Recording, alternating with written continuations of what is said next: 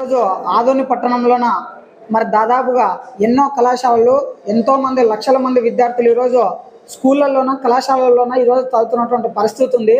ఈరోజు academic year start అయ్యి ఈరోజు విద్యార్థులు ఫీజులు కళాశాలల్లోన స్కూళ్ళల్లోన ప్రైవేట్ స్కూళ్ళల్లోన కట్టాలంటే ఈరోజు ఫీజు రియంబర్స్మెంట్ కానీ మరి గతంలో విద్యా దీవెన కానీ వసతి దీవెన కానీ మరి లాస్ట్ ఇయర్ ఎలక్షన్ మూమెంట్లో కూడా ఈరోజు విద్యార్థులకు ఫీజులు అనేది విడుదల చేయకోకున్నట్ల ఈరోజు కాలయాపన చేస్తూ ఈరోజు రాష్ట్ర ప్రభుత్వం ఈరోజు మొండి వైఖరిగా నిర్వహిస్తూ ఈరోజు విద్యార్థులకి ఏమాత్రం కూడా ఈరోజు ఫీజులు అనేది పడుకోకున్నట్లు ఈరోజు కాలయాపన చేస్తున్నారు.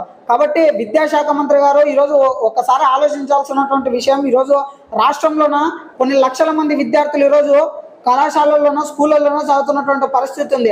ఈరోజు ఫీజులు విడుదల చేయకోకున్నట్ల ఈరోజు గతంలో ఉండేటటువంటి ఫీజులు విడుదల చేస్తారా, లేకుంటే ఈ అకాడమిక్ ఫీజులు అనేది ఇంకా విడుదల చేయకోకున్నట్లు ఈరోజు కాలయాపన చేస్తున్నారు.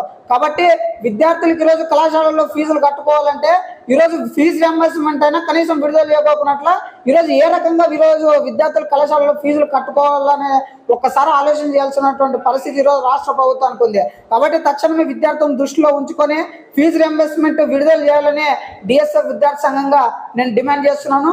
నా పేరు ఉదయ్ కుమార్, డిఎస్ఎఫ్ జిల్లా ఉపాధ్యక్షుడు.